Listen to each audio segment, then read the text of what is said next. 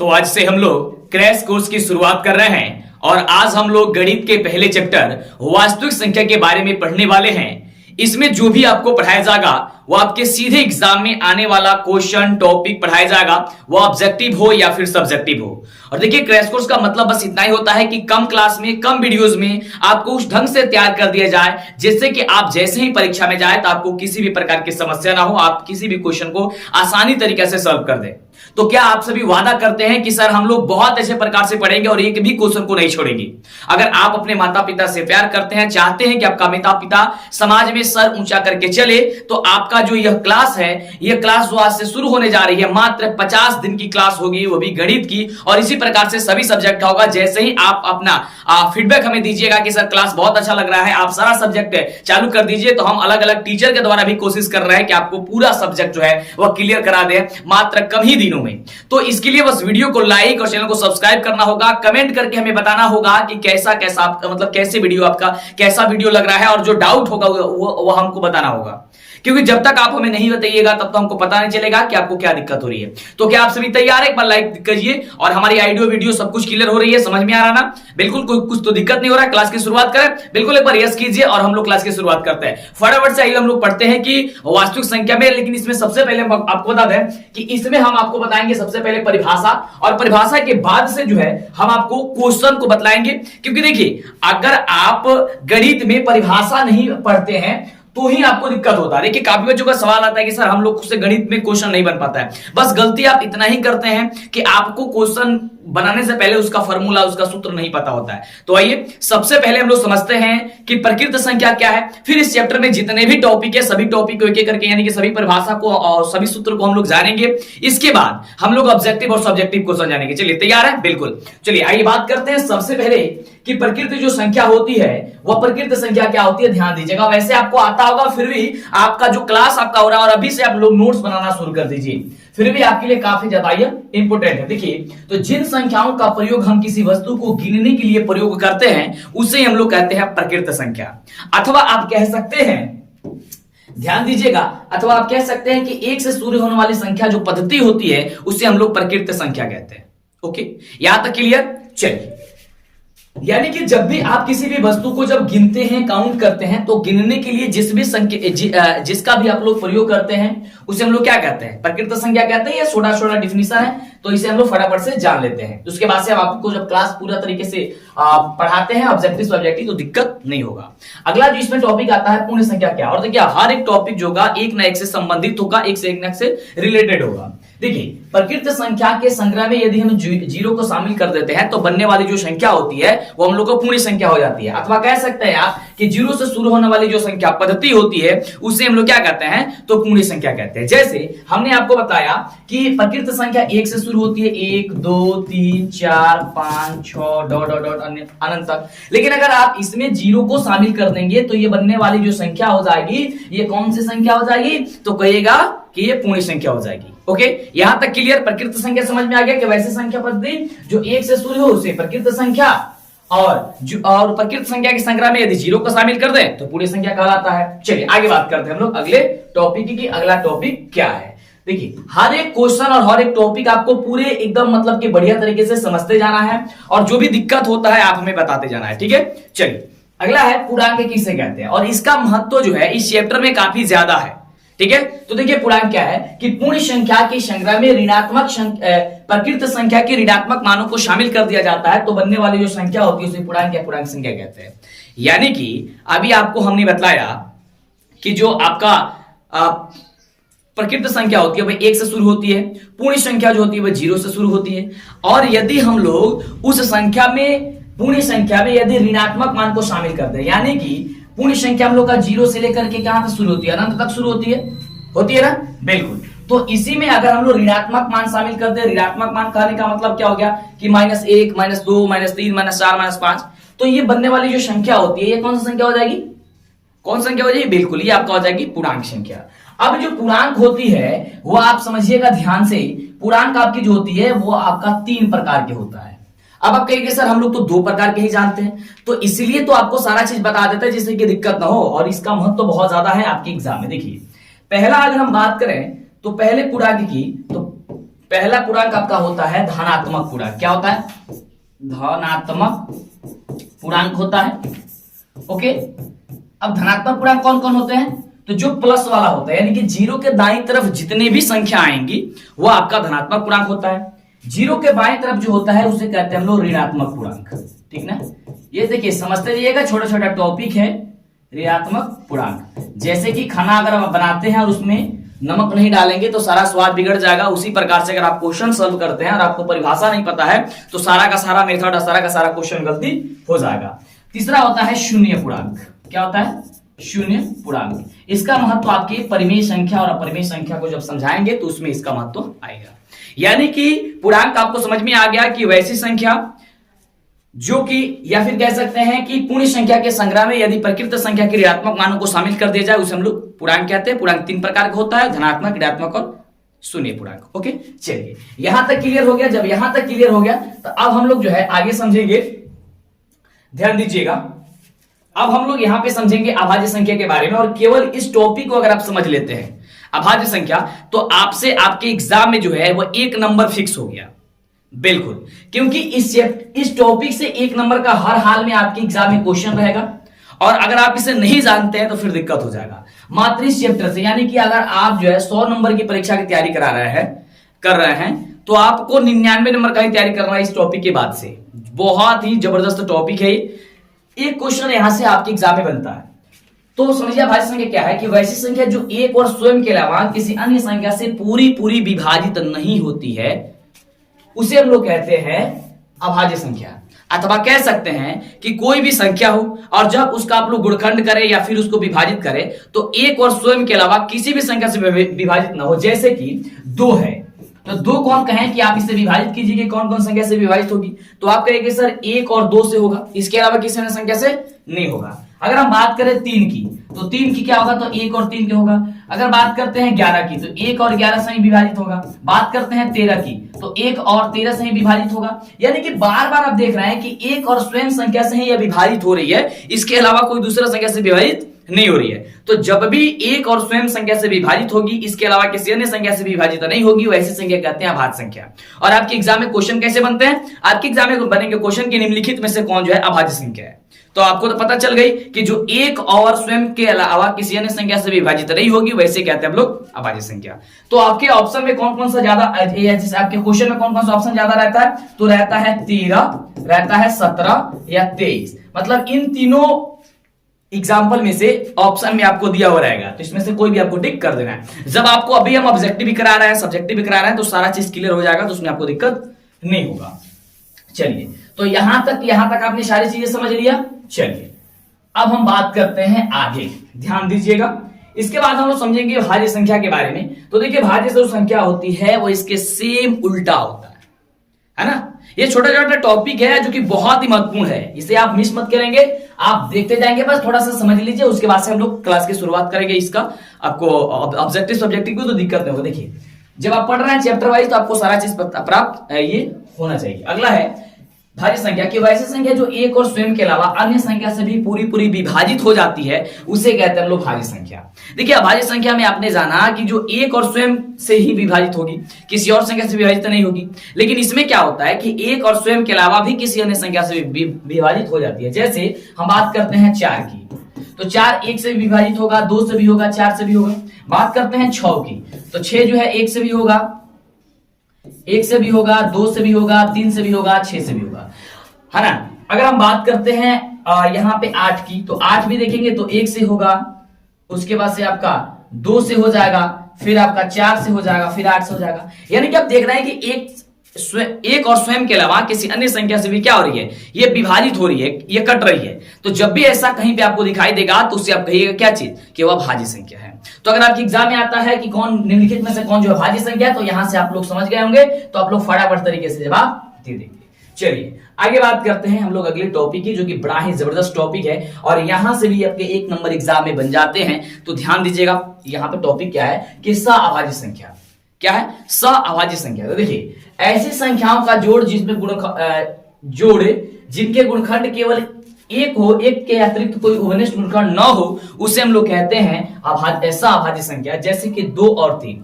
जैसे कि 2 है और यहाँ पे 3 है। देखिए इसे एग्जांपल के माध्यम से समझाएंगे तभी जाकर के समझ में आएगा। यहाँ पे 2 का अगर हम करें तो 1 और 2 होगा, ये विभाजित होगा, और ये 1 और 3 से विभाजित होगा। देखिए यहाँ पे देखिए दोनों संख्या में कॉमन क्या है, यानी कि दोनों में मिल क्या रहा है, तो 1 ही मिल रहा है। 1 के अलावा कोई दूसरा मिल रहा है? नहीं मिल रहा है। तो जब भी ऐसा दिखाई दो कि आप जब उसका गुणनखंड करें और जब उसमें आप मिलान करें तो केवल 1 ही उसका उभयनिष्ठ गुणनखंड हो, तो वही आपका होता है सभाज्य संख्या। और तो इसका एग्जाम में क्वेश्चन क्या आता है मेरे से, देखिए इसमें क्वेश्चन आता है कि सभाज्य संख्या का मसा कितना होता है। सभाज्य संख्या का मसा कितना हो जाएगा, तब 1 हो जाएगा, क्योंकि 1 ही उभयनिष्ठ हो रहा है। तो जो उभयनिष्ठ होता है वही आपका मसा होता है, यानी कि जो दोनों में मिलता है वही ना होता है मसा। ठीक है, समझ में आ रहा है तो लाइक कीजिए, और जो भी दिक्कत हो रहा है उसे हमें कमेंट कीजिए, ठीक है ना, बिल्कुल। और अपने मन के बातों को मन में दबा करके मत रखिए, क्योंकि जब तक आप हमसे नहीं कहिएगा, हमको पता नहीं चलेगा, तो फिर हमको क्या पता चलेगा कि आपको दिक्कत क्या हो रही है। बिल्कुल, तो आप कहिए। और इसी प्रकार से पूरी क्रैश कोर्स की बात 50 दिन की क्लास में आपको सारा मैथ और सारा हर सब्जेक्ट हम कोशिश कर रहे हैं, कंप्लीट करा रहे हैं। तो इसमें आपको क्या करना होगा, हमें सपोर्ट करना होगा, ज्यादा ज्यादा वीडियो को और दोस्तों में शेयर करना होगा। हर एक बच्चा आज से संकल्प लीजिए कि 5 सब्सक्राइबर्स जरूर कराएगा, यानी कि एक बच्चा 5 सब्सक्राइबर्स कराएगा, यानी 5 बच्चों को जोड़ेगा। ऐसे में बहुत सारे बच्चे हो जाएंगे और हम लोग मिल करके देखिए, जब ज्यादा बच्चे रहेंगे और ज्यादा परेशानी होगी तब ज्यादा मजा आएगा पढ़ने में, ठीक ना। चलिए आगे बात करते हैं अगले टॉपिक की। अगला टॉपिक है परिमेय संख्या, और यहीं से आपका जो होता है ये शुरुआत होता है आपकी क्लास की, और सबसे जबरदस्त, यानी कि यहां से आपकी चैप्टर की शुरुआत होती है। तो ध्यान दीजिएगा, वैसे संख्या जिसे p/q के रूप में लिखा जा सके, जहां p और q पूर्णांक हो तथा q बराबर नहीं हो 0, उसे हम लोग परिमेय संख्या कहते हैं।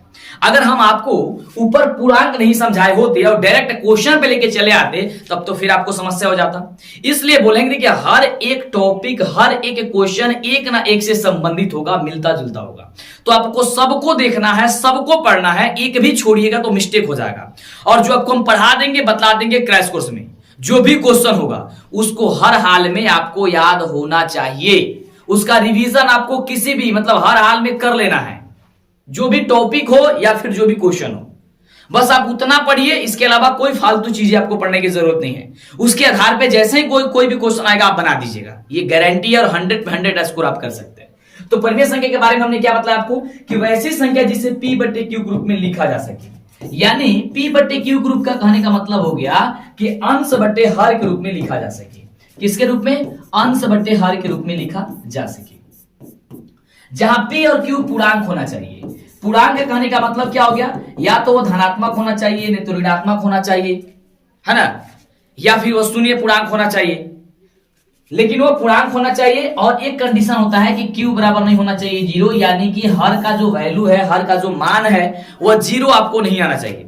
क्योंकि अगर 0 जैसे ही आएगा वैसे ही वो अपरिभाषित हो जाता है, गणित में उसे माना नहीं जाता है। ओके, तो जैसे कि यहां पे जो है, और एक बात आपको हम समझा दें, ऊपर आपको शायद नहीं बताए थे, पूर्णांक जो है, पूर्णांक में अगर कोई कहे कि दशमलव वाला पूर्णांक होता है, तो कहिए नहीं, दशमलव वाला पूर्णांक नहीं होता है। ध्यान दीजिएगा, दशमलव वाला पूर्णांक नहीं होता है। जैसे कोई बोल दे कि 2.5, क्या यह एक पूर्णांक है? तो पूर्णांक नहीं है, इतना बात याद रखिएगा।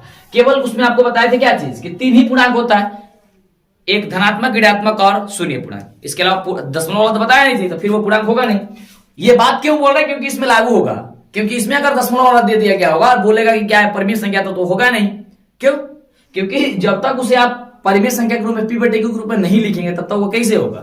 तो वही बात है। जैसे कि यहाँ पे 2/3 है, तो यहां पे हम ले लेते हैं 2/3, ठीक है। तो 2/3 है, तो 2/3 बताइए परिमेय संख्या है कि नहीं है? बिल्कुल है, क्योंकि इसे p/q के रूप में लिखा जा चुका है। और ये जो है वो धनात्मक पूर्णांक है, 2 भी धनात्मक पूर्णांक है, 3 भी धनात्मक पूर्णांक है, और q बराबर 0 नहीं है, यानी कि सारा का सारा रूल, सारा का सारा रेगुलेशन यहाँ पे लागू हो रहा है ना, यानी कि इसे p/q के रूप में लिखा जा चुका है। तो जिसे भी p/q के रूप में लिखा जा सकेगा उसे हम लोग कहेंगे क्या चीज? परिमेय संख्या। अब जैसे अगला है -7/5, क्या ये आपका परिमेय संख्या है? बोलो यस, बोलो फटाफट से कमेंट कर दो। बिल्कुल यस है ना, बिल्कुल। क्यों? क्योंकि ये p/q के रूप में लिखा गया। देखिए माइनस है, तो माइनस वाला भी होता है क्या चीज? पूर्णांक होता है। माइनस में धनात्मक पूर्णांक होता है, तो धनात्मक पूर्णांक हो जाएगा, ठीक है। अब एक देखिए परिमेय संख्या में भी 2 प्रकार के लगभग परिमेय संख्या होता है। एक होता है धनात्मक परिमेय, एक होता है ऋणात्मक परिमेय। धनात्मक परिमेय का मतलब होगा कि दोनों संख्याएं जो है धनात्मक होना चाहिए, जैसे कि 2/3 आपको हमने बतलाया, और ऋणात्मक पूर्णांक कहने का मतलब हो गया कि एक संख्या कोई ना कोई उसमें माइनस वाला होगा। जैसे कि आपको बताया था कि -7/5 ये आपका ऋणात्मक पूर्णांक हो जाएगा। क्यों? क्योंकि जो संख्या इसमें क्या है, माइनस वाला है। समझ में आ रहा? बिल्कुल। चलो आगे बात करते हैं। अगला है 2.5/7। क्या है बताओ? ये पूर्णांक है, ये परिमेय संख्या है, बताओ। तो कहेंगे सर नहीं, आपने बताया कि पूर्णांक दशमलव वाला जो होता है पूर्णांक नहीं होता, जब वो पूर्णांक नहीं होता परिमेय नहीं हुआ। लेकिन गलत। यहां पे देखिए ध्यान से, यहां पे 2.5/7 है, तो क्या आप इसे दशमलव को हटा सकते हैं कि नहीं हटा सकते? तो बिल्कुल कहेगा सर हाँ सर हटा तो सकते हैं, बिल्कुल। तो जब इसे हटा दीजिएगा तो ये 25/70 हो गया। अब देखिए ध्यान से, 25/70 हो गया। तो 25/70 अब तो ये p बट्टे क्यू ग्रुप में लिखा जा चुका है। तो जब ये p बट्टा क्यू ग्रुप में लिखा जा चुका है तो यही तो आपका क्या है, परिमेय संख्या है। तो यानी कि जिसे भी हम लोग p बट्टे क्यू ग्रुप में केवल लिख दे उसे कह देते हैं हम लोग परिमेय संख्या, और जिसे नहीं लिखे उसे कह देते हैं हम लोग अपरिमेय संख्या। बात क्लियर? यहां तक क्लियर हो गया? जब यहां तक क्लियर हो गया तो 2-3 अंक जो होगा अब आपकी परीक्षा में वो आपका बिल्कुल अच्छे तरीके से बन जाएगा। और आपके अब बताया हमने कि जो धनात्मक परिमेय होता है वो दोनों संख्या प्लस में होना चाहिए, और ऋणात्मक पूर्णांक कौन है तो एक संख्या माइनस में होना चाहिए, या तो ऊपर वाला माइनस हो यानी कि अंश माइनस हो, या फिर हर माइनस हो। ओके चलो अब देखिए परिमेय संख्या के प्रकार की बात करते हैं। तो अभी आपको हमने बताया कि परिमेय संख्या जो होती है वो दो प्रकार की होती है, धनात्मक पूर्णांक और एक होती है ऋणात्मक एक होता है धनात्मक परिमेय और एक होता है ऋणात्मक परिमेय। तो धनात्मक पूर्णांक जैसे कि 2/5 हो गया, ठीक है, 7/8 हो गया, कोई भी ले लीजिए, 3/5 हो गया, ठीक है। तो ये सारा का सारा क्या है आपका धनात्मक पूर्णांक है। या फिर आप कह सकते हैं कि -3/-4, ये भी धनात्मक हो जाएगा। क्यों? क्योंकि माइनस माइनस ये प्लस हो जाएगा। ओके अब उसी प्रकार से ऋणात्मक की बात करते हैं। तो आपको हमने बताया कि एक संख्या उसमें माइनस होना चाहिए, जैसे कि -3/2 या -7/3 या फिर 8/-4, ठीक है, 8/-3, 4, 7 कुछ भी ले लो।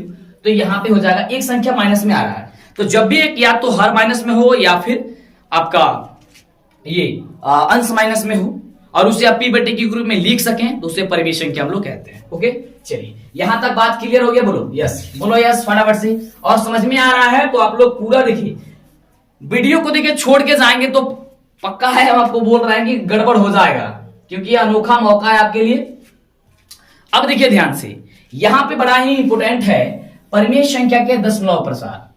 अब देखिए यहां से 1 नंबर आपके एग्जाम में बनते हैं दशमलव प्रसार से। तो दशमलव प्रसार क्या होता है परिमेय संख्या के? तो देखिए दशमलव प्रसार कहने का मतलब हो गया, देखिए ध्यान से, जैसे कि यहां पे दिया गया है 13/8। तो सबसे पहले 13/8 करने का मतलब है कि 8 से हम भाग लगेंगे 13 में, तो 8 1 ना 8, ठीक है, 8 5 13, फिर दशमलव बैठाएंगे, यहां पे 0 होगा, 8 6 48, यहां पे हो जाएगा हम लोग का 2, फिर यहां 0 उठाएंगे, 8 दूनी 16, नीचे क्या होगा 4, यहां हो जाएगा 0, या 8 पंचे 40। अब देखिए यानी कि 13/8 को आपने जब इसका भाग दिया तो यह निकल करके क्या आया 1.625। तो इसे कहते हैं दशमलव प्रसार। इसे क्या कहते हैं? इसे कहते हैं हम लोग दशमलव प्रसार कहते हैं। उसके अलावा एक और है इसमें 7/3। 7/3 करने का मतलब क्या होगा? 3 से हम भाग लगेंगे 7 में, यहां लगा देते हैं, 3 से भाग लगेंगे 7 में, तो 3 दूनी 6, बचेगा कितना 1, दशमलव बैठाएंगे, यहां 0 बैठाएंगे, 3 त्रिका 9, फिर क्या होगा 1, फिर हो जाएगा 0, फिर 3 त्रिका 9, फिर यहाँ पे हो जाएगा 1, फिर यहाँ पे क्या हो जाएगा 0, फिर 3 त्रिका 9, फिर यहाँ पे हो जाएगा 1। यानी कि बार बार जो है वह एक ही संख्या आते चला जा रहा है। यानी कि 7/3 है उसे आप लिख सकते हैं 2.333 डॉट डॉट अनंत तक जाएगा। अब यहां पे हम दो आपको एग्जाम्पल दिया आपको दशमलव प्रसार में कि 13/8 एक 7/3। देखिए अगर इसको भाग देकर के आप इस रूप में लिख देंगे तो उसे तो कहते हैं दशमलव प्रसार। क्या कहते हैं? दशमलव प्रसार। लेकिन अब दशमलव प्रसार में दो कंडीशन आप देख रहे हैं कि एक जो है दशमलव के बाद कट जा रहा है और एक दशमलव के बाद नहीं कट रहा है। तो जो कट जाएगा आसानी से उसे कहते हैं शांत दशमलव। दशमलव प्रसार दो प्रकार के होते हैं, तो जो कट जाएगा आसानी से उसे कहेंगे शांत दशमलव, और जो नहीं कटेगा उसे कहेंगे अशांत दशमलव। ये दो प्रकार के दशमलव होता है। तो शांत दशमलव प्रसार और अशांत दशमलव प्रसार आपके एग्जाम में 100% आएगा। एक नंबर यहां से भी आपके एग्जाम में फिक्स हो गया। और आपको बता दें इस चैप्टर से 10 नंबर का क्वेश्चन आपके एग्जाम में आता है। और समझिए 10 नंबर का क्वेश्चन आता है तो आपके एग्जाम के लिए कितना महत्वपूर्ण ये चैप्टर है, क्योंकि 1 नंबर से बच्चे सेकंड हो जाते हैं, फेल हो जाते हैं, पास हो जाते हैं, टॉपर भी बन जाते हैं।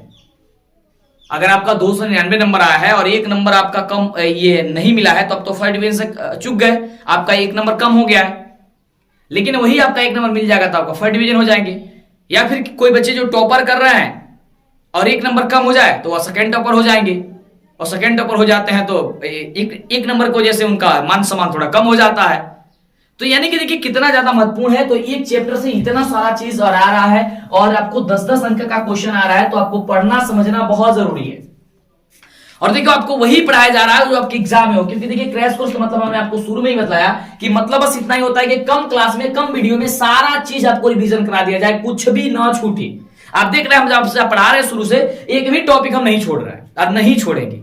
हर चीज समझना होगा, हर चीज पढ़ाएंगे, दिक्कत नहीं होगा।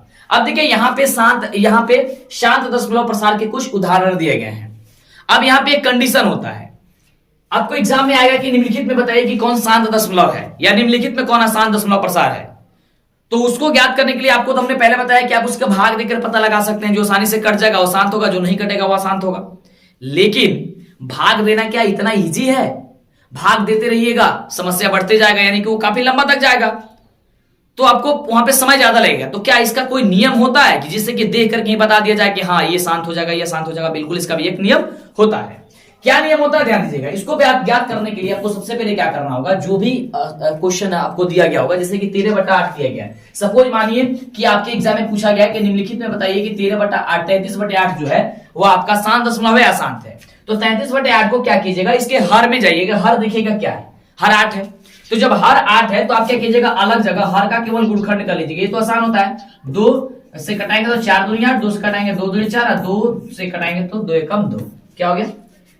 यहां पे देख रहे हैं तो क्या आ गया, 33/8 के बदले हम लोग लिख सकते हैं 2 गुने 2 गुने 2, यानी कि 33/2 का पावर 3, यानी कि 2 जो है वो 3 बार आया है। इतना लिख सकते हैं बिल्कुल। जब इतना हम लोग यहां पे लिख सकते हैं तो यहां से ध्यान दीजिएगा, अगर किसी भी परिमेय संख्या के हर में अगर 2 आए चाहे 5 आए, ध्यान समझिएगा, 2 आए या फिर 5 आए या दोनों संख्या आ जाए तो उसे कहते हैं शांत दशमलव। क्या कहते हैं? शांत दशमलव। तो ये आपका क्या हो जाएगा, शांत हो जाएगा। क्यों? क्योंकि इसके हर के गुणखंड में केवल 2 आया है। यानी कि इसका होता है 2 का पावर m इंटू 5 का पावर n के रूप में अगर उसका हर आ जाता है तो उसे कहते हैं हम लोग वह शांत दशमलव प्रसार है। यानी कि जब हम लोग इसका हर का गुणखंड करते हैं और केवल 2 निकले, चाहे केवल 5 निकले या 2 और 5 दोनों निकल जाए आ जाए, जब आप लोग उसका गुणखंड करें तो वही आपका होता है शांत दशमलव प्रसार। जैसे कि अगला जो है यहाँ पे है 17/25। तो 17 में 25 से भाग देते तो बड़ा लंबा प्रोसेस हो जाता, लेकिन हमने आपको क्या बताया कि आप लोग गुणखंड कर लीजिए। तो 25 का गुणखंड कीजिए, क्या होगा, 5 से 50 25 और 5 एकम में 5। तो यानी कि 17 को आप लिख सकते हैं 17/25 को लिख सकते हैं 5 के पावर 2, यानी कि 5 2 बार आया है। तो जब 5 2 बार आया इसका मतलब क्या, हमने बताया कि या तो उसके अभाज्य गुणखंड में, हर के अभाज्य गुणखंड में या तो 2 आना चाहिए नहीं तो 5 आना चाहिए, या नहीं तो दोनों संख्या आ जाए तो भी दिक्कत नहीं है। तो क्या हो जाएगा, शांत हो जाएगा। अगला है 12/20, ठीक ना। तो 12/20 है तो 20 का यहाँ पे अभाज्य गुणखंड कीजिए। तो 20 का जब आप कीजिएगा तो 2 से कटेगा 10 दूने 20, 2 से करेंगे 5 दूने 10, 5 से करेंगे 5 एकम 5, यानी कि 12/20 को आप लिख सकते हैं 2 का पावर 2, यानी कि 2 2 बार आया है, और 5 का पावर 1, यानी कि 5 1 बार आया है। यानी कि ये आपका क्या हो जाएगा, शांत दशमलव हो जाएगा। क्यों? क्योंकि इसमें 2 और 5 के अलावा कोई दूसरा संख्या नहीं आ रहा है। यानी कि आप कह सकते हैं कि यह 2 के पावर m और 5 के पावर n के रूप में यह आ रहा है। तो जब भी ऐसा दिखाई देगा तो क्या हो जाएगा, शांत हो जाएगा। ओके, समझ में आ गया। चलिए, तो आइए एग्जाम में तो आपको दिक्कत नहीं होगा और आप लोगों को फटाफट से इसे बना देना है। चलो, तो 1 नंबर वहां से जरूर आएगा। तो वही चीज इसका परिभाषा के रूप में हम लिख दिए हैं, जिससे कि दिक्कत ना हो। समझ भी लीजिएगा कि इनमें परिमेय संख्याओं का हर जो है वो 2 के पावर 5 और 2 के पावर m और 5 के पावर n के रूप का होता है, अर्थात अभाज्य गुणखंड में 2 और 5 के अतिरिक्त कोई अन्य संख्या नहीं होता, कोई भी अंक नहीं होता है। जैसे कि 33/8, 17/25, 12/20 ये आपको हमने समझाया था और आपको बतलाया, तो ये चीज सारा चीज समझ में आ गया। चलो आगे बात करते हैं हम लोग। अगला ध्यान दीजिएगा, अगला है अशांत के बारे में। तो सेम उसका उल्टा होता है। उसमें क्या होता है कि 2 और 5 आता है, लेकिन इसमें क्या होगा, 2 और 5 के अलावा कोई अन्य अभाज्य गुणखंड कोई और संख्या आ जाएगा। जैसे 17 कितना है, 6 है, तो यहाँ पे 6 को हम लोग क्या करेंगे, अभाज्य गुणखंड करेंगे। बिल्कुल, तो करेंगे तो 2 से कटेगा क्या, 3 दूनी 6, 3 एकम 3। यहाँ पे जब देखा तो 17/6 को आप लिख सकते हैं 2 गुणे 3। तो देखिए यहाँ से 2 तो आया है, लेकिन इसमें 3 भी आ गया है, तो ये क्या हो जाएगा, ये हो जाएगा अशांत। तो 1 नंबर यहां से आपके एग्जाम में बन गया। बस इतना जल्दी 1 नंबर बन गया, बस इतना जांच करना है। जैसे आप अगला है 77/210, तो केवल आप 210 को चेक कीजिए, 2 से कटाएंगे क्या होगा आपका 105 होगा, ये होगा ना। फिर उसको अगर आप कटाते हैं किससे जाएगा, ये 5 से जाएगा, 5 दूना 10, 5 ना 21 बचे हो जाएगा। फिर यहां से कितना आ जाएगा, 3 से 7 तरीका 21, फिर कितना जाएगा 7 से 7 कम 7। ठीक है, चलो तो यहां पे आपने क्या देखा कि 77 जो है वह 210 को आप लोग क्या लिख सकते हैं, तो 77/2 गुने 5 गुने 3 गुने 7 लिख सकते हैं। देखिए 2 और 5 तो आया है, लेकिन इसमें 3 और 7 भी आ गया है। तो जब भी ऐसा कहीं दिखाई देगा तो क्या हो जाएगा आपका, वो आपका हो जाएगा अशांत दशमलव प्रसार। क्या हो जाएगा, अशांत दशमलव प्रसार। तो बस आपको इतना समझ करके रखना है कि कोई भी अगर परिमेय संख्या दिया गया हो, अगर उसमें दशमलव प्रसार आपसे पूछता है कि दशमलव प्रसार उसमें का बतला दीजिए कि दशमलव प्रसार क्या होगा, तो बस आपको एक ही बात याद करके रखनी है कि अगर उसमें 2 और 5 आएगा उसके अभाज्य गुणखंड में, तब तो अशांत होगा, नहीं आएगा तो अशांत होगा। बस वही चीज यहाँ पे लिख दिया गया है कि इनमें परिमेय संख्याओं का हर जो 2 का पावर m और 5 का पावर n के रूप का नहीं होता है, अर्थात हर के अभाज्य गुणखंड में 2 और 5 के अतिरिक्त कोई अन्य अंक होता है, जैसे कि 17/6, यहाँ पे 77 या 17/210 या 77/210 कुछ भी लिख सकते हैं यहाँ पे इत्यादि। ओके, समझ में आ गया। चलो आगे बात करते हैं। बस इतना छोटी सी बात अगर आप याद करके रखते हैं तो क्वेश्चन को सॉल्व करने में किसी प्रकार की दिक्कत नहीं होगी। अब हम समझेंगे कि अपरिमेय संख्या क्या होता है, क्योंकि हमने परिमेय संख्या पढ़ा, परिमेय संख्या में शांत दशमलव प्रसार, अशांत दशमलव पढ़ा। अब हम लोग पढ़ेंगे कि अपरिमेय संख्या क्या होती है। देखिए, तो सेम परिमेय संख्या का यह उल्टा होता है। कैसे, देखिए ध्यान से, वैसी संख्या जिसे p/q ग्रुप पे नहीं लिखा जा सके, जहां p और q पूर्णांक होता है और q बराबर नहीं होता है 0, उसे हम लोग अपरिमेय कहते हैं। परिमेय में आपने क्या पढ़ा कि जिसे हम लोग p/q ग्रुप में लिख सके, लेकिन अपरिमेय में क्या हुआ, नहीं लिख सकते हैं, नहीं लिख सकते हैं। जिसे हम लोग p/q ग्रुप में नहीं लिखे वो अपरिमेय हो जाएगा। जैसे कि रूट का 2 है, तो रूट का जो 2 है वो 2 को क्या आप लोग p/q ग्रुप में लिख सकते हैं, तो कहेंगे नहीं सर, रूट को कैसे हम लिख सकते हैं p/q में, यानी कि अंश बटा हर के रूप में लिख सकते हैं, नहीं लिखेंगे। या फिर रूट का 3 है, इसे भी आप लिख सकते हैं, नहीं लिख सकते हैं। रूट का 5 है, ये भी क्या नहीं लिख सकते आप। लेकिन अगर आपसे ये पूछ दिया जाए कि अंडर रूट जो है वह 16 क्या है, तब आप मत कह दीजिएगा कि सर ये रूट में है तो ये आपका परिमेय हो जाएगा। नहीं, परिमेय हो जाएगा। क्यों, क्योंकि रूट 16 को आप लोग 4 × 4 लिख सकते हैं, और रूट 2 में से एक बाहर हो जाता है, यानी कि 4 हो जाएगा, और 4 को आप लोग 4/1 लिख सकते हैं, यानी कि p/q के रूप में आपने लिख दिया। तो p/q के रूप में जब आपने लिख दिया तो क्या होगा, ये आपका परिमेय हो गया। समझ में आ रहा है, बिल्कुल। तो यहाँ चीज और यहाँ से ये सारी चीजें आपको समझ के रखना है, जिससे कि दिक्कत न हो, क्योंकि अक्सर आपके एग्जाम में पूछा जाता है कि निम्नलिखित में कौन परिमेय संख्या है और निम्नलिखित में कौन जो है वो अपरिमेय संख्या है। अब देखिए, अभी आपका चैप्टर का नाम जो है वो वास्तविक संख्या था, तो आइए समझ लेते हैं कि वास्तविक संख्या क्या होता है। तो देखिए, परिमेय और अपरिमेय संख्या को जो संग्रह होता है उसी को हम लोग वास्तविक संख्या कहते हैं। परिमेय और अपरिमेय संख्या के संग्रह को क्या कहते हैं, वास्तविक संख्या कहते हैं। बस इतना सिंपल है, जिससे कि 3√2 हो जाएगा, √3 + 8 हो जाएगा। इसी के संग्रह एक परिमेय और एक अपरिमेय आ रहा, देख सकते हैं। ये परिमेय है 3 और √2 क्या है, परिमेय है। √3 अपरिमेय है और 8 क्या है, परिमेय है। तो इसी के संग्रह को हम लोग जो है वह कहते हैं क्या चीज, आपका वास्तविक संख्या। अब सबसे जबरदस्त और आपका टॉपिक आ गया ये, जो कि बहुत ही जबरदस्त है, और इस टॉपिक से और यहां से ये जो यूक्लिड विभाजन एल्गोरिथम है, यही आपका पूरा चैप्टर इसी पे निर्भर कर रहा है और इससे बहुत ज्यादा क्वेश्चन आपके एग्जाम में बनता है। वह सब्जेक्टिव क्वेश्चन सबसे ज्यादा यहाँ पे बनता है, हालांकि ऑब्जेक्टिव भी बनता है। ठीक है, तो ऑब्जेक्टिव क्या सब्जेक्टिव क्या हम तो पढ़ेंगे ही, लेकिन फिलहाल इस टॉपिक को हम लोग समझ लेते हैं, उसके बाद से हम डिस्कस करेंगे कि यूक्लिड विभाजन एल्गोरिथम में क्या होता है। तो इसको समझने के लिए हम यहाँ पे आपको एक एग्जांपल समझाना चाहेंगे। ध्यान दीजिएगा, पहले एग्जांपल बताएंगे तभी समझ में आएगा, क्योंकि काफी बच्चों को इसका डिफिनीशन समझ में नहीं आता है, तो दिक्कत यही होता है। ध्यान दीजिएगा क्या चीज, यहाँ पे हम 3 से भाग देते हैं 7 में, ठीक ना, यहाँ पे नहीं यहाँ पे भाग देते हैं, चलो 3 से भाग देंगे 7 में, ठीक। तो 3 दूना क्या होगा 6 होगा, शेषफल कितना बचेगा 1 बचेगा। अब आप हमें ये बताइए, आप यहां पे देखिए ध्यान से समझिएगा, इसे आप क्या कहते हैं, इसे कहते हैं आप लोग भाजक, इसे आप लोग जानते हैं भाज्य, इसे जानते हैं आप लोग भागफल, देखिए ध्यान से समझिएगा भागफल, और इसे कहते हैं शेषफल। शेषफल ये चीज जानते हैं कि इसे कहते हैं भाजक, जिसमें भाग लग गया, यह कहते हैं भाजक भाज्य, और ये होता है जितना बार में जाता है उसे भागफल, और ये होता है आपका शेषफल। अगर इतना चीज समझते हैं तो ही जाकर के समझ में आएगा। अब यूक्लिड विभाजन ने यूक्लिड ने इन्हें क्या कर दिया, ध्यान से समझिएगा, उनके कहने का क्या मतलब है। उन्होंने जो भाज्य है उन्होंने इसे ए मान लिया, भाजक को उन्होंने बी मान लिया, और एक अद्वितीय जो है यहाँ पे इसे क्यू मान लिया भागफल को, और शेषफल को उन्होंने आर मान लिया। अब समझिए इसे कि क्या कहते हैं यूक्लिड जी। तो वे कहते हैं कि यदि ए और बी धनात्मक पूर्णांक है, जैसे कि 3 और 7 एक धनात्मक पूर्णांक है, तो 2 ऐसे अद्वितीय पूर्णांक क्यू और आर इस प्रकार विद्यमान रहते हैं कि ए बराबर बी क्यू प्लस आर होता है।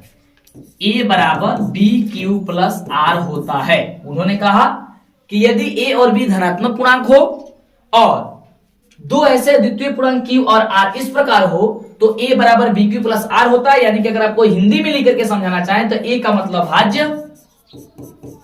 भाज्य बराबर बी का मतलब क्या हो जाएगा भाजक इंटू क्यू यानी कि गुना क्यू यानी कि भागफल प्लस आर यानी कि शेषफल। और ये बात जो है हम लोग बचपन से पढ़ते आ रहे हैं, ये बात हम लोग बचपन से पढ़ते आ रहे हैं कि भाज्य बराबर होता है भाजक गुणे भागफल प्लस शेषफल। और बस यही बात उन्होंने अपने भाषा में कह दिया। और उन्होंने एक बात और कही कि जब ऐसा कंडीशन लागू होगा कि ए बराबर बी क्यू प्लस आर होगा, तो उन्होंने कहा कि एक धनात्मक पूर्णांक ए को दूसरे धनात्मक पूर्णांक बी से विभाजित करने पर जो भागफल क्यू और शेषफल जो आर प्राप्त हो रहा है, वो हमेशा हमेशा के लिए ध्यान दीजिएगा कि क्या होगा, जो आर होगा वो हमेशा 0 के बराबर होगा या 0 से क्या होगा बड़ा होगा। उन्होंने ये बात कही कि आर का मान हमेशा 0 के बराबर होगा या 0 से बड़ा होगा, और बी से मान उसका छोटा होगा। और अब जब हर जगह जब आप भाग देते हैं और जब इस बात को चेक कीजिएगा तो उन्होंने बिल्कुल करेक्ट कहा था, बिल्कुल सही कहा था। तो क्या आप सभी को समझ में आ रहा है? देखिए ध्यान से, कैसे कहा कि आर का मान 0 के बराबर हो सकता है या फिर उससे बड़ा होगा। तो आर का मान क्या आया है, यहाँ पे 1 आया है, या तो यहाँ पे कभी कभी आप देखे होंगे कि 0 आ सकता था, ये आ जाता है, लेकिन यहाँ पे 1 आया है, तो क्या है, ये आर जो है वह 0 से क्या है बड़ा है, हमेशा बड़ा होगा या फिर उसके बराबर आ सकता है, लेकिन माइनस में नहीं जाएगा। यहाँ बताइए, आप कभी भी भाग दिए, इतना दिनों से भाग देते आ रहे हैं, क्या आपने यहाँ पे माइनस वाला शब्द पढ़ा है? माइनस आता है शेषफल में, कभी माइनस नहीं आता ना, बिल्कुल। तो वही बात उन्होंने समझाया और उन्होंने कहा जो आर का वैल्यू होगा बी से हमेशा छोटा होगा। देखिए आर का जो वैल्यू बी से छोटा होगा, देखिए बी कितना है, बी है 3 से छोटा 1 है। अगर ये बड़ा हो जाता है, यहाँ पे अगर 4 हो जाता, फिर एक बार भाग लग जाता कि नहीं लग जाता? बिल्कुल लग जाता। तो उन्होंने यही बात कह दी कि अगर यहाँ पे अगर ज्यादा रहेगा तो भाग लग जाएगा। तो उन्होंने बस इतना ही कहा कि ए बराबर बी क्यू प्लस आर होता है, और आर जो होता है वो 0 के बराबर हो सकता है या फिर उससे बड़ा हो सकता है, और बी से वो छोटा होगा। ठीक है, तो ये यूक्लिड जी ने इतना बात कही, और यहां तक जब अगर आपने अपने समझ लिया तो यहां तक आपका पूरा का पूरा जो है वह आपका चैप्टर में के जितना भी फॉर्मूला है और जो भी चीज पढ़ना है वो सारा का सारा क्लियर हो गया। बिल्कुल। अब आइए आपको बताते हैं कि अब आपको इसमें जो ऑब्जेक्टिव टाइप क्वेश्चन है वह क्या है और उसका जवाब दीजिए। बस इसी आधार पे जो आपको हमने बताया है, अब आपके एग्जाम में देखिए क्वेश्चन जैसे ही आएगा कोई भी क्वेश्चन, तो आप बिना सोचे समझे आप लोग फटाफट से जवाब दे दीजिएगा। अब आइए वीवीआई क्वेश्चन जो इस चैप्टर में बनते हैं, जितना सारा क्वेश्चन इस चैप्टर में बनते हैं, उन सारे क्वेश्चन को हम लोग आइए एक एक करके समझते हैं, देखते हैं कि क्वेश्चन क्या कह रहा है। ओके, ध्यान दीजिए। तो ये रहा अब आपके सामने ऑब्जेक्टिव टाइप क्वेश्चन, और जिस आधार पे हमने आपको पढ़ाया उसी आधार पे सारा का सारा क्वेश्चन होगा। बस थोड़ा सा आपको समझते जाना है और आपको धीरे धीरे सारा चीज बनते चला जाएगा। तो ये समझते हैं और क्वेश्चन को आप लोग जवाब दीजिएगा। इसका जवाब आप लोग हर हाल में दीजिएगा। मात्र लगभग 20-25 क्वेश्चन इस चैप्टर से बनते हैं और इसी के आधार पर आपके एग्जाम में क्वेश्चन पूछ जाते हैं। और एक ही क्वेश्चन देखिए जो भी यहाँ पे बतलाएंगे उसे आप लोग रिवीजन जरूर कर लीजिएगा परीक्षा में जाने से पहले, और मिस मत कीजिएगा प्लीज यार, रिक्वेस्ट करता है यार आपसे, बिल्कुल। चलो, तो क्वेश्चन है निम्नलिखित में कौन अभाज्य संख्या है। ये 2021 में क्वेश्चन को पूछा गया था। बताओ, हमने आपको क्या बताया था अभाज्य संख्या के बारे में, कि वैसी संख्या जो एक और स्वयं के अलावा किसी अन्य संख्या से विभाजित नहीं होती है उसे हम लोग कहते हैं अभाज्य संख्या। तो अबे कौन ऑप्शन हो जाएगा? देखिए सर 13 जो ऑप्शन दिया गया ना वो सही हो जाएगा। क्यों? क्योंकि 13 जो है वह एक और 13 के अलावा किसी अन्य संख्या से विभाजित नहीं कट होगा, यानी कि एक से ज्यादा किसी अन्य संख्या से वह नहीं कटेगा, नहीं भाग लगेगा। समझ में आया? चलो, तो यहां पे हो जाएगा ऑप्शन नंबर सी। ओके, देखिए जैसा आपने पढ़ा आपको दिक्कत नहीं होगा, बिल्कुल दिक्कत नहीं होगा। देखिए अगला क्वेश्चन कह रहा है कि यदि ए और बी अभाज्य संख्या तो इसका ए बी का लसाअ क्या होगा। तो जब अभाज्य संख्या है यानी कि तो अभाज्य संख्या है तो आप ए इंटू बी कर दीजिए, केवल गुणा कर दीजिए उसका लसाअ। अगर मसा पूछता तो उसका एक हो जाता। तो देखिए ध्यान से, वो लसा भी पूछ सकता है या फिर मसा भी पूछ सकता है। लसा का मतलब एलसीएम और मसा का मतलब हो गया एचसीएफ। तो यहाँ पे अगर एलसीएम पूछेगा तो आपको ए इंटू बी हो जाएगा या फिर ए बी हो जाएगा। क्या हो जाएगा बताओ? सी नंबर हो जाएगा। बिल्कुल समझ में आ रहा है? बिल्कुल। चलिए बात करते हैं अगले क्वेश्चन की कि अगला क्वेश्चन हम सभी का क्या कह रहा है। चलो, तो ये रहा अगला क्वेश्चन कि संख्या 2.13311111111 डॉट डॉट डॉट फिर ये जा रहा है अनंत तक जा रहा है। तो ये संख्या कौन सी संख्या हो जाएगी? जब ये बार बार वही संख्या रिपीट कर रहा है, बार बार वो संख्या आ रहा है, कौन सी संख्या हो जाएगी? अपरिमेय हो जाएगी। क्यों? क्योंकि इसे हम लोग पी बटे क्यू ग्रुप में नहीं लिख सकते। देखिए आपने पढ़ा परिभाषा और आप फटाफट क्वेश्चन को सॉल्व कर पा रहा है, दिक्कत नहीं हो रहा है। तो इसलिए आपको कहते कि आपको क्या करना है कि पहले परिभाषा को आपको एक जगह देखिए नोट्स बना लीजिए या स्क्रीनशॉट ले लीजिए, या फिर मेरा ऐप वेबसाइट में हम उसे अपलोड कर देंगे, आप उसे डाउनलोड कर लीजिए। ऐप है प्ले स्टोर पे डीएलएस एजुकेशन के नाम से, और टेलीग्राम पे जुड़ जाइए जरूर, वहां पे भी आपका टेस्ट चल रही है और हर दिन आप लोग क्लास कीजिए। कोई भी दिक्कत होता है आप हमसे पूछिए। अगला है सहभाज्य संख्याओं का मसा क्या होता है। ऊपर में ही आपको बताया था कि सहभाज्य संख्या का जो मसा होता है वह एक होता है। क्या बताया था? उसका एचसीएफ जो होता है वह एक होता है। कहां पे ऑप्शन है? ऑप्शन नंबर ए में है। क्या हो जाएगा? ऑप्शन नंबर आपका ए हो जाएगा। तो इस तरीके से देख रहे हैं कि आप लोग कितने आसानी तरीके से जो है आप इसे बना पा रहे हैं। तो गणित देखिए कठिन नहीं होता है, बस आप बशर्ते अब क्या करते हैं, जो चीज समझना नहीं है और जो चीज समझना वो समझते नहीं है, जो नहीं समझना वही समझ लेते हैं, फिर दिक्कत हो जाता है। अगला है यदि m एक धनात्मक पूर्णांक है तो धनात्मक विषम पूर्णांक का रूप क्या होगा। अब आप कहेंगे सर ये तो बताया नहीं, बताया बाबू, देखिए ध्यान से। कहने का मतलब है कि m एक धनात्मक पूर्णांक अगर दिया गया होगा तो धनात्मक विषम पूर्णांक का इसमें से रूप क्या होगा। यानी कहने का मतलब ये हो गया कि m का मतलब कि ऑप्शन में से कौन है जो m के बदले अगर हम मान रखते हैं तो हमेशा वो विषम संख्या प्राप्त होगा। तो इसको लिए हम लोग चेक करना पड़ेगा। तो सबसे पहले हम लोग बारी बारी से ऑप्शन में m के बदले 1 2 3 मान रख करके आप चेक कर सकते हैं। जैसे ऑप्शन नंबर हम ए की चेक करते हैं, ए बराबर दिया गया है 4m + 2, तो m के बदले हम लोग 1 मानेंगे तो 4 × 1 + 2, तो यहां पे गुणा करेंगे तो 4 × 4 और 2 कितना हो जाएगा 6। 6 कौन सी संख्या हो जाएगी? कहेंगे सर सम संख्या हो जाएगी, ये ऑप्शन गलत हो गया। बी नंबर ऑप्शन की जांच करते हैं, तो बी नंबर जो ऑप्शन है वो कह रहा था 4m + 4, तो जब ये 4m + 4 कह रहा है तो 4 × 1 मानेंगे m के बदले आप +4, तो 4 में 1 से गुणा करेंगे 4 और 4 फिर जोड़ देंगे, कितना हो जाएगा 8। ये भी आपका सम संख्या आ गया। ये भी नहीं होगा ऑप्शन। ऑप्शन सी की जांच करते हैं। ऑप्शन सी में कह रहा है कि 4m + 1, 4m + 1 कह रहा है, तो 4 में जब m का बदले 1 रखेंगे +1 करेंगे तो 4 में 1 से गुणा करेंगे 4 होगा और 1 जोड़ देंगे, कितना हो जाएगा 5 हो जाएगा। ये देखिए विषम संख्या प्राप्त हो गया।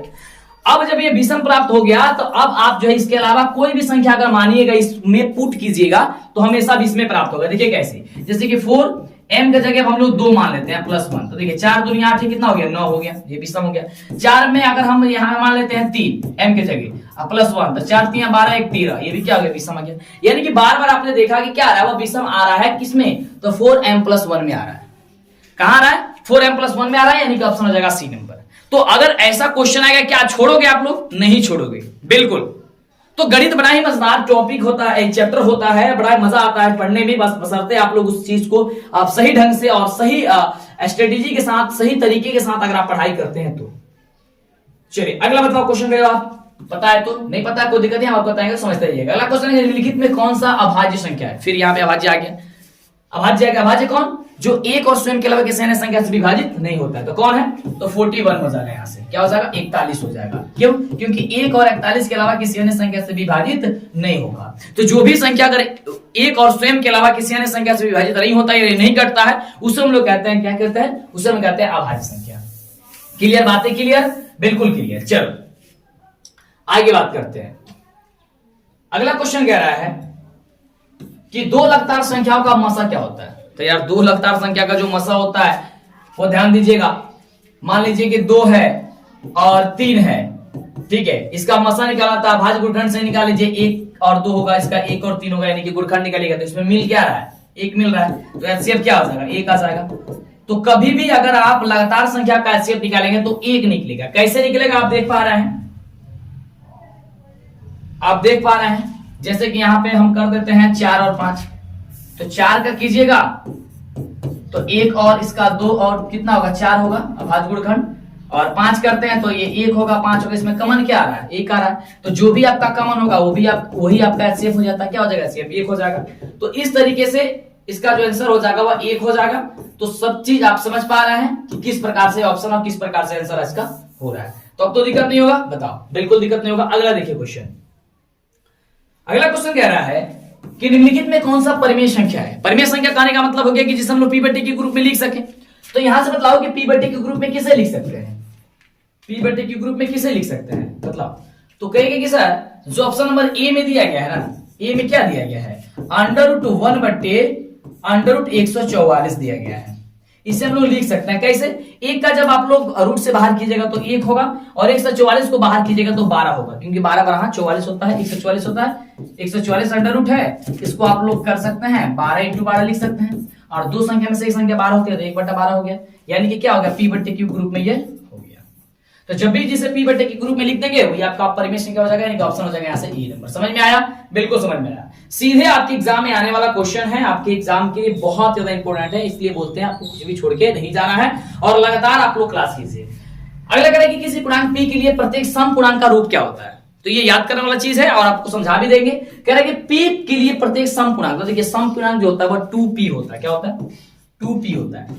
तो 2p कहां पे दिया गया? ऑप्शन नंबर दिया गया है डी नंबर में। और अगर इसके अलावा अगर आपके एग्जाम में आ जाता है कि सम पूर्णांक की जगह विषम पूर्णांक, तो विषम पूर्णांक में क्या हो जाएगा? उसमें आप ध्यान दीजिएगा, विषम पूर्णांक में हो जाएगा 2p+1, 2p+1 हो जाएगा। या फिर यहाँ पे p के जगह m भी दे सकता है, कोई भी चर मान दे सकता है, m दे सकता है, l दे सकता है, n दे सकता है, कुछ भी दे सकता है। उसे क्या मतलब है? बस आपको यही ध्यान रखना है कि सम के लिए 2p होता है और विषम के लिए 2p+1 होता है। ठीक ना? चलो यहां तक समझ में आया? अगला देखिए, अगला का जवाब बदलिए। अगला कह रहा है कि निम्नलिखित में किसका दशमलव प्रसार अशांत होगा? देखो आ गया अशांत वाला, आपको पढ़ाया था अशांत। अशांत कौन होता है?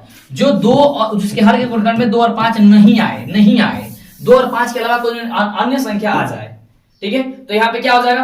तो यहाँ पे आप देखेंगे ऑप्शन नंबर बी में जो दिया गया है 39 बटे 243, इसका जब आप लोग गुणनखंड कीजिएगा 243 का, तो क्या हो जाएगा?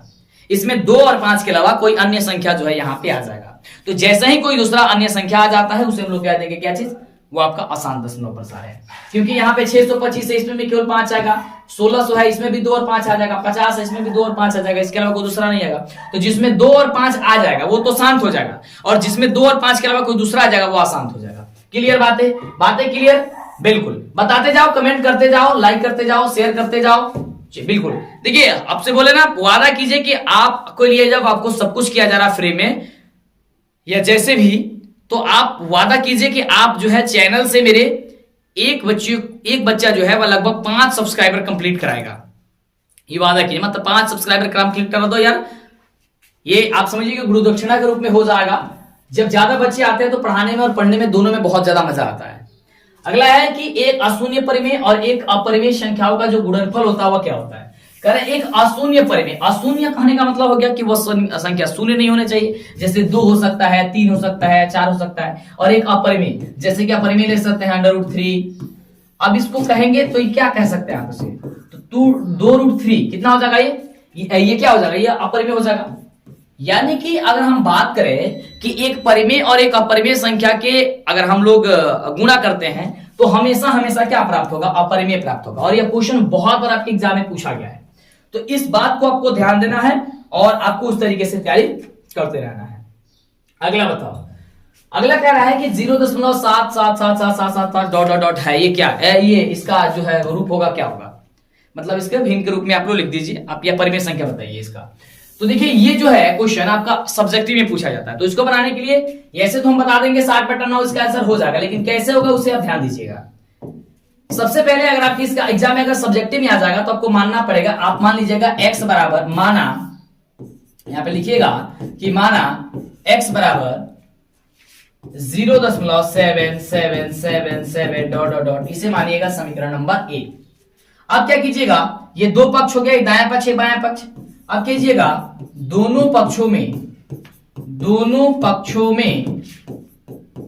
10 से गुणा करने पर, क्या कीजिएगा, गुणा करने पर, ये अपने मन से करना होगा। दोनों पक्षों में जो भी काम किया जाता है वो दोनों पक्ष में होना चाहिए। अगर एक पक्ष में करेंगे तो आपका नियम गलत हो गया। तो जब 10 से गुणा करेंगे तो x में 10 से गुणा करेंगे तो क्या हो जाएगा, 10x हो जाएगा। चलिए यहां पे लिख लेते हैं 10x। और उसके बाद से यहां पे जब 10 से गुणा करेंगे तो 7.777 फिर डॉट डॉट डॉट आ जाएगा। इसे मान लेंगे हम लोग समीकरण नंबर 2। अब क्या करेंगे, जो समीकरण नंबर हम लोगों का 2 है, तो 2 में से हम लोग क्या करेंगे, 1 को घटाने पर, बोलो बातें क्लियर, बिल्कुल। अब 1 को घटाएंगे तो 2 वाला समीकरण क्या है, 10x बराबर 7.7777 डॉट डॉट डॉट। समीकरण 1 क्या है, x बराबर 0.7777 डॉट डॉट डॉट। अब इसको घटाइए, 10x में से x गया कितना बचेगा, 9x बराबर 7 में से 0 जाएगा कितना बचेगा, 7 बचेगा। ये 7 में 0 0 0 0 0 0 आ जाएगा। यानी कि कह सकते हैं कि 9x बराबर आ गया कितना, 7। तो x बराबर क्या हो जाएगा, 7/9, ये होगा ना, x बराबर 7/9। कहां पे ऑप्शन है, ऑप्शन नंबर ए में है। देखिए आ गया ऑप्शन नंबर ए। तो अगर आपके सब्जेक्टिव में आएगा तो आपको इस तरीके से सॉल्व कर देना है। मान लेना है कि x बराबर हमने इतना माना, फिर दोनों पक्षों में गुणा कर लीजिएगा, फिर आप समीकरण 2 आ जाएगा तो उसमें 2 में से 1 को घटा दीजिएगा। बस इतना सिंपल है, आपका आंसर आकर के आ जाएगा आसानी तरीके से। चलो अगला क्या है, अब देखिए अगला आपका बड़ा ही इंटरेस्टिंग है ये कि पाई क्या है। पाई कौन सी संख्या है, तो काफी बच्चे जानते हैं पाई की सर अपरिमेय संख्या है, अपरिमेय संख्या है, तो बिल्कुल आपका अपरिमेय हो जाएगा। लेकिन अगर आप पाई की बात करते हैं, पाई का तो वैल्यू कितना होता है, आमतौर पे आप यूज करते हैं 3.14 तो यूज करते ही हैं, लेकिन पाई के बदले जो है यहां पे यूज करते हैं 22/7 आमतौर पे। तो अगर कहीं 22/7 दिया गया होगा तब क्या होगा, मतलब 22/7 दिया गया होगा तब क्या होगा, तो 22/7 दिया गया होगा तो अब तो वो हो जाएगा आपका अपरिमेय संख्या। लेकिन केवल पाई दिया गया होगा तो हो जाएगा आपका अपरिमेय संख्या। क्या हो जाएगा, ये हो जाएगा आपका अपरिमेय हो जाएगा। अगर 22/7 दिया गया होगा तब वो परिमेय होगा, लेकिन पाई केवल दिया गया होगा तो अपरिमेय होगा। तो यहां पे क्या दिया है, तो यहां पे दिया गया है अपरिमेय। ये पाई दिया गया है तो क्या हो जाएगा, पाई एक अपरिमेय संख्या है। समझ में आया, क्या हो जाएगा, अपरिमेय संख्या है। तो आपका ऑप्शन हो जाएगा सी नंबर। समझ में आया, बातें क्लियर, बिल्कुल क्लियर। तो अगर समझ में आ रहा है और इतना मेहनत किया जा रहा है, लगातार बोला जा रहा है, तो आपका तो फर्ज बनता है कि एक बार लाइक कर दीजिए, शेयर कर दीजिए, और जो डाउट होता हमसे पूछ लीजिए। पूरी तरीके से आपकी एग्जाम जब तक खत्म नहीं होगा, और इसमें बताएं कि मात्र 50 दिन का लगभग 50 लगभग वीडियोस होगा, और उसी उतने ही क्लास में पूरा संपूर्ण गणित आपको खत्म करके दिखाएंगे, और मात्र उतने ही क्लास आपको करना है बस। और सीधे एग्जाम में जाइए और क्वेश्चन को सॉल्व कीजिए, या फिर आप कोई भी मॉडल सेट, क्वेश्चन बैंक जो भी है उठाइए और देखिए कि क्या हमने आपके लिए कुछ छोड़ा है। नहीं, सब कुछ पढ़ाया है और सब कुछ पढ़ाएंगे, बिल्कुल। तो अगर आप हमसे प्यार करते हैं और इतना ज्यादा आपको लगता है कि हाँ सर बहुत कुछ कर रहे हैं, तो आप प्लीज सपोर्ट जरूर कीजिएगा। कमेंट अच्छा कीजिए कि हाँ सर बहुत मजा आ रहा है समझने में, या दिक्कत नहीं हो रहा है। अगला कि निम्नलिखित में कौन जो है अभाज्य संख्या है, यहां पे भी अभाज्य है। तो अभाज्य संख्या कौन होता है? जो एक और स्वयं के अलावा किसी अन्य संख्या से विभाजित नहीं होता है। तो देखिए यहाँ पे कौन है, तो यहाँ पे 23 है। और आपको बतलाए भी थे कि ऑप्शन में ज्यादातर जो है वह या तो 11 रहता है, नहीं तो 13 रहता है, नहीं तो 17 रहता है, नहीं तो 23 रहता है, नहीं तो क्या रहता है 27, ये 27 बोल रहा है, हाँ 23 रहता है ना। देखिए 23 जो है वह 23 किसे किसे विभाजित होगा? 1 होगा, 23 से विभाजित होगा, इसके अलावा किसी अन्य संख्या से विभाजित नहीं होगा। तो जब भी अगर एक और स्वयं के अलावा किसी अन्य संख्या से विभाजित नहीं होगा, वैसी संख्या को कहते हैं हम लोग अभाज्य संख्या कहते हैं। ओके, बातें क्लियर? यहां तक क्लियर हो गए? चलो, तो ये जो है आपका क्वेश्चन काफी शानदार रहा है। अगला है कि निम्नलिखित में कौन परिमेय संख्या है? परिमेय संख्या, परिमेय संख्या कहने का मतलब होगा कि जो p बटा q ग्रुप में दिया गया हो। तो p बटे q ग्रुप में कौन दिया गया है? यहाँ पे √3 होगा जी। तो ऑप्शन नंबर सी में ही हो जाएगा। क्यों? क्योंकि 2 बटे √3 बटे √3 दिया गया है, तो √3 से √3 अब कट जाएगा, बचेगा कितना? केवल 2। और 2 को आप 2 बटे 1 लिख सकते हैं। और ये क्वेश्चन जब 2020 में पूछा गया था ना, तो काफी ज्यादा बच्चे कंफ्यूज हो गए थे, करे यार यार क्या होगा, इसका आंसर नहीं समझ में आ रहा है, क्योंकि ऑप्शन सब दिख रहा है कि यह परिमेय है। लेकिन जब आप गौर कीजिएगा तो 2 √3 बटे √3 ये बट्टा में है, तो √3 से √3 तो कट जाएगा, तो कट जाएगा तो ये परिमेय हो जाएगा। तब जाकर के ये ऑप्शन जाकर के सही हुआ। तो जो बच्चे समझे और सीखे थे जबरदस्त तरीके से, तो उनका रिजल्ट आया था और हम पढ़ाए थे उस समय भी। चलो आगे बात करते हैं। अगला जो क्वेश्चन है वह कह रहा है, ये देखिए ये क्वेश्चन भी बड़ा जबरदस्त क्वेश्चन है। कह रहा है कि यदि 65 और 117 का मसा 65 m - 117 के रूप का है तो m का मान ज्ञात कर दीजिए। और ये भी क्वेश्चन जब आया था एग्जाम में, तो अभी भी आप लोगों से भी ये क्वेश्चन नहीं बन रहा होगा कि क्वेश्चन कैसे बनता है। और ये क्वेश्चन सब्जेक्टिव में पूछ देता है 2 नंबर 3 नंबर में। तो समझ दिए कि कैसे बनेगा। सबसे पहले आपको क्या करना होगा, इस 65 और 117 का मसा निकालना होगा। तो आप जिस विधि से निकालना चाहे निकाल सकते हैं, या तो गुणखंड विधि से या फिर आप भाग विधि से। तो 17 में आप 65 में भाग दीजिए 117 से, ठीक है। तो 65 में जब आप 117 से भाग दीजिएगा तो कितना बचेगा बाबू? तो कई 65 में आप 1 से जाएगा ना, 65 में भाग देंगे आप लोग 117 से, ठीक ना, 2 बार में जाएगा नहीं, तो हो गया 65। अब देखिए 7 में से आप 5 जाएगा, कितना बचेगा? 2 बचेगा ना, बिल्कुल।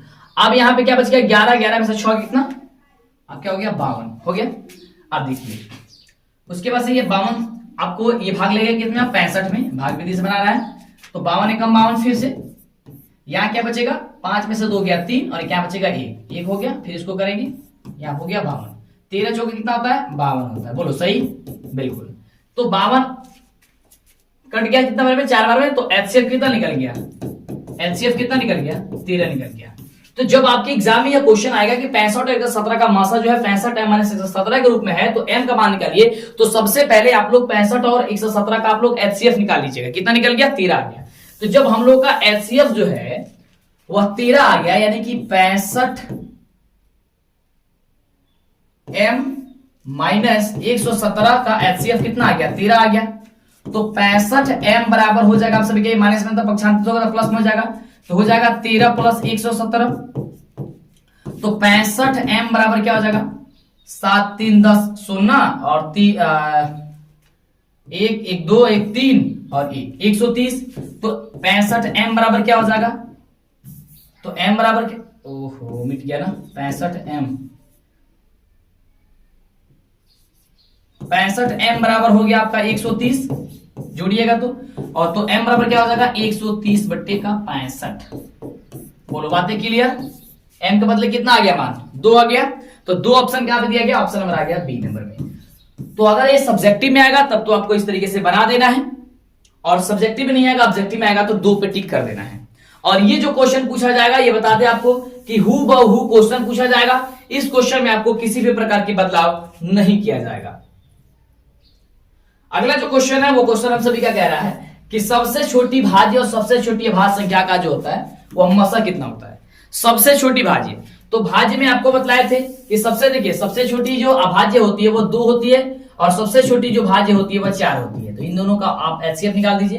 तो 2 से होगा तो ये 1 2 1 2 और कितना होगा? ये 4 इसका होगा। दोनों में मिल क्या रहा है? 1 मिल रहा है और 2 मिल रहा है, यानी कि 1 × 2 यानी कि 2, यानी कि सबसे छोटी भाज्य और सबसे छोटी अभाज्य संख्या का मसा कितना होता है? तो 1 होता है। HCF कितना होता है? सॉरी माफ कीजिएगा, 2 होता है।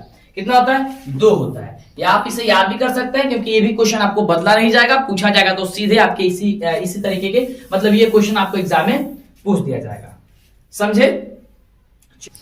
तो चलिए अगला नंबर जो क्वेश्चन है वो क्वेश्चन हम सभी का कह रहा है कि 5005 के कितने अभाज्य गुणखंड है। ये क्वेश्चन जब देखते हैं बच्चे तो कहते हैं कि सर ये कैसा होगा, ये तो हम लोग को जल्दी समझ में नहीं आता है कि कैसे कटेगा, इसका अभाज्य गुणखंड कितना होगा। देखिए ध्यान से, इसको कटाने में बच्चों को सबसे ज्यादा परेशानी होता है, समझ में नहीं आता कि किससे ये भाग लेगा। देखिए 5005 इसको 5 से भाग लेगा, क्योंकि अंतिम में 5 है। विभेदता के भी नियम आप पढ़े होंगे तो उसमें पता होगा। तो एक होगा 1001 हो जाएगा। अब ये किससे कटेगा? ये कटेगा डायरेक्टली 7 से कटेगा तो हो जाएगा 143। ठीक है, 7 3 21 और 7 चौका 28 29 और 1 हो जाएगा 0 और 7 आप 10। ठीक ना? चलो अब ये किससे कटेगा? ये कटेगा आपको, अब 9 से नहीं कटेगा, 13 से, 11 से कटेगा। 11 से कटेगा तो 11 में 11 और 11 3 33 होगा। 13 आया और 13 से कट जाएगा, बच जाएगा ये बस 5 7 11 इसका होगा अभाज्य गुणखंड। जो कितना बार पर से पूछा है कितना होगा, 1 2 3 4, तो 4 को अभाज्य गुणखंड होगा, यानी इसका हो जाएगा ऑप्शन नंबर बी। तो अगर आपके एग्जाम में आएगा तो इसे आपको आसानी से बना डालना है। ओके, चलो अब बात करते हैं अगले क्वेश्चन की। अगला क्वेश्चन क्या गया है? तो ये रहा अगला नंबर क्वेश्चन, बड़ा शानदार क्वेश्चन है। क्वेश्चन कह रहा है कि दो संख्याओं का गुणनफल अगर 8670 है और उसका एक जो है मसा 17 है, तो उसका लसा ज्ञात कीजिए, एलसीएम ज्ञात कीजिए। तो इसका एक सूत्र होता है, बड़ा ही सिंपल है, या फिर आप ऐसे ही बना सकते हैं, जो संख्या दिया गया होगा उसको लिख लीजिएगा, जैसे 8670 हो गया, और जो भी मसा दिया गया उसे भाग दे दीजिएगा 17 से। तो 17 पचे 85, ठीक है, बचा 1, 17 कम 17 और 0 का 0, 510। 510 का ऑप्शन में है, बिल्कुल है, ऑप्शन नंबर डी में है, तो डी नंबर हो जाएगा। या फिर इसका आप लोग सूत्र याद कर सकते हैं कि एलसीएम बराबर होता है हम सभी का दो संख्याओं का गुणनफल बटे होता है आपका मसा यानी कि HCF। ये सूत्र होता है, दो संख्या का गुणनफल बटा HCF होता है। या फिर अगर मसा बराबर पूछेगा तो सिंपल क्या होगा, इसका मान कल चेंज हो जाएगा। अगर मसा बराबर पूछे तो यहाँ पे मसा हो जाएगा यानी कि HCF हो जाएगा, और यहाँ पे आपका डबल लसा हो जाएगा, LCM हो जाएगा। बस अंतर इतना ही होता है। तो मसा पूछे या चाहे लसा पूछे, आपको फटाफट से बता देनी है। तो ये रहा आप सभी का चैप्टर वाइज ऑब्जेक्टिव, आपको यानी कि इस चैप्टर का ऑब्जेक्टिव और इस चैप्टर के जितने भी आपका क्वेश्चन था, ये आपका टॉपिक था, जो भी सूत्र था, जो भी फॉर्मूला था, सारा क्लियर। अगर आप इतना कंप्लीट कर लिए तो समझिए कि आपने तो इस चैप्टर को पूरा पढ़ लिया। बस इसमें बचता है सब्जेक्टिव, उसे भी आपको हम बता देते हैं जिससे कि दिक्कत नहीं होगा। तो उसका हम कोशिश कर रहे हैं कि वह सब्जेक्टिव जो क्वेश्चन होगा आपको नेक्स्ट वीडियो में मिलेगा। यानी कि हम कोशिश करेंगे एक वीडियो में आपको चैप्टर वाइज जो है आपको परिभाषा, और एक वीडियो में आपको सब्जेक्टिव क्वेश्चन हम क्लियर करा दे। क्या इस तरीके से राजी हैं? और नहीं तो हम कोशिश करेंगे एक ही वीडियो में आपको ऑब्जेक्टिव, सब्जेक्टिव और चैप्टर वाइज जो भी आपका फॉर्मूला है, सूत्र है, उसे भी हम क्लियर कर दें। बिल्कुल रेडी है? तो एक बार आप लोग थम्स अप दीजिए, लाइक कीजिए, दोस्तों में शेयर कीजिए, कमेंट कीजिए कि वीडियो कैसा लगा हुआ है, और ज्यादा ज्यादा दोस्तों में शेयर कीजिए। तो हम मिलेंगे इसी तरह कमाल वीडियो के साथ पूरे 50 दिन आपके साथ, और फिर आपके मॉडल पेपर के साथ, फिर बहुत सारा चीज आपको तैयारी कराएंगे जिससे कि आपको परीक्षा में दिक्कत नहीं होगा। और आपको पता भी है लाखों छात्र जब इस चैनल से पढ़ करके गए हैं तो कितना शानदार रिजल्ट लेकर के आए हुए हैं, और जब ये बात कहते हैं तो बड़ा खुशी होती है। तो हम भी चाहते हैं कि आप भी इस साल अगर इस चैनल से और हमसे जुड़े हैं तो पूरी मेहनत से आप लोग पूरी ईमानदारी से तैयारी कीजिए। जो भी होगा हम आपके लिए करेंगे, और आप थोड़ा सा बस हेल्प कीजिए कि चैनल को लाइक कर दीजिए, सब्सक्राइब कर दीजिए, और दोस्तों में शेयर करके उन्हें भी बोलिए कि सब्सक्राइब कीजिए और पढ़ाई कीजिए। क्योंकि हमें देखिए पढ़ाने का और मेहनत करने का बस इतना ही हमको मिलता है कि आप अगर मेहनत से हम पढ़ाते हैं और आप उसे देखते हैं कंटिन्यू, तो बड़ा अच्छा लगता है। समझ में आया? तो क्या आप सभी तैयार है? क्या आप सभी रेडी है? बिल्कुल पढ़िएगा, बिल्कुल पढ़िएगा। ठीक है, तो फिर मिलते हैं आपसे नेक्स्ट वीडियो को लाइक जरूर अवश्य कीजिएगा।